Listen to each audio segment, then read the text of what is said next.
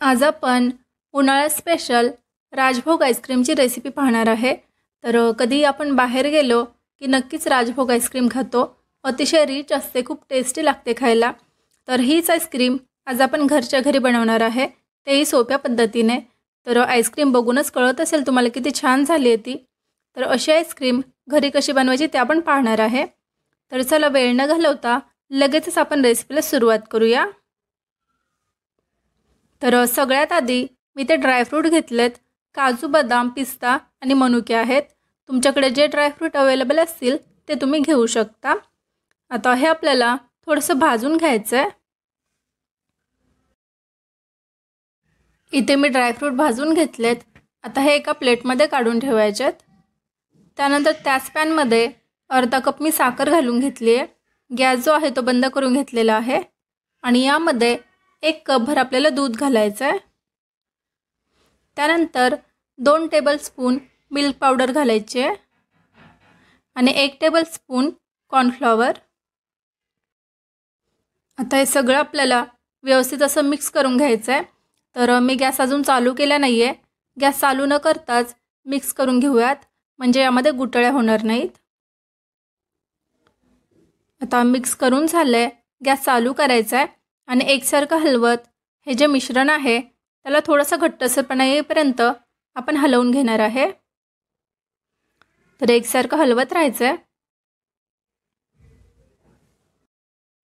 तर इथे मी हे मिश्रण शिजवून घेतलंय। कन्सिस्टन्सी तुम्ही बघू शकता, या प्रकारची झाली की आपल्याला गॅस बंद करायचा आहे आणि हे मिश्रण थंड करून घ्यायचं आहे। त्यानंतर एका बाउलमध्ये 1 कपभर आपल्याला व्हिपिंग क्रीम घ्यायची आहे, एकदम थंड अशी आहे। तर आता व्हिपिंग क्रीम आपण फेटून घ्यायची आहे। तर माझ्याकडे इलेक्ट्रिक बीटर आहे, मी त्याचा वापर करते। नसेल तर तुम्ही साधा चमच्याने देखील फेटून घेऊ शकता, कारण याची जी कन्सिस्टन्सी आहे ते आपल्याला खूप जास्त घट्ट पण करायची नाही आहे। तर 1-2 मिनटं लागतील फक्त आपल्याला विस्क करण्यासाठी।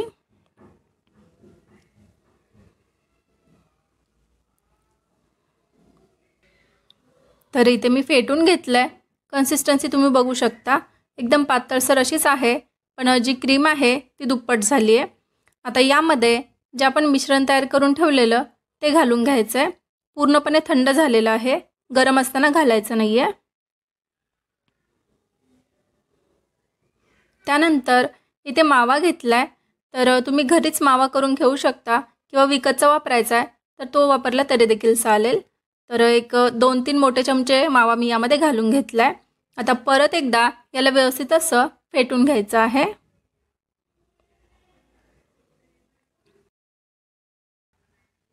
तर इथे फेटून झाले, यामध्ये आता थोडीशी वेलची पूड घालून घ्यायची आहे। थोडंसं केसर मी दुधामध्ये भिजायला ठेवलेलं ते दूध यामध्ये घालून घेतलंय। आता परत एकदा याला फेटून घ्यायचं आहे।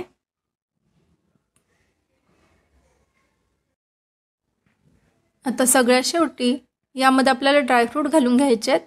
तर एकदम थोडेसे ड्रायफ्रूट वरून घालण्यासाठी ठेवणार आहे, बाकीचे सगळे ड्रायफ्रूट यामध्ये घालून घेऊयात।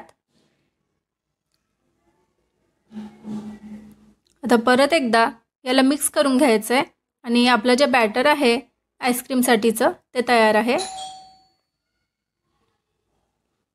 तर कन्सिस्टन्सी तुम्ही बघू शकता आणि आपलं जे बॅटर आहे ते आत्ताच खूप असं रिच दिसतंय।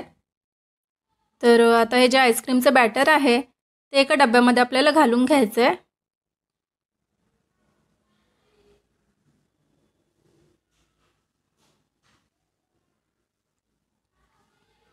आता वरून थोडेसे ड्रायफ्रूट घालून घेऊयात आणि एक 7 ते 8 तास किंवा पूर्ण रात्रभर हा डब्बा आपल्याला एकदम व्यवस्थित असा पॅक करायचा आहे आणि फ्रीजरमध्ये ठेवायचा आहे। पूर्ण रात्रभर आईस्क्रीम मी सेट करण्यासाठी फ्रीजरमध्ये ठेवलं होतं, आता काढून बघायचं आहे।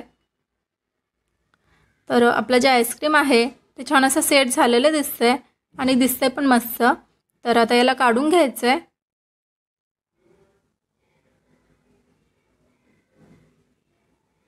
तर अतिशय सोप्या पद्धतीने मस्त असं आपलं राजभोग आईस्क्रीम तयार झालं आहे। बघू शकता तुम्ही, मस्त असं सेट झालेलं आहे, तरी देखील एकदम क्रीमी आहे। बिलकुल यामध्ये बर्फ वगैरे जमा होत नाही। तर आता एका वाटीमध्ये काढून घेऊयात आईस्क्रीम।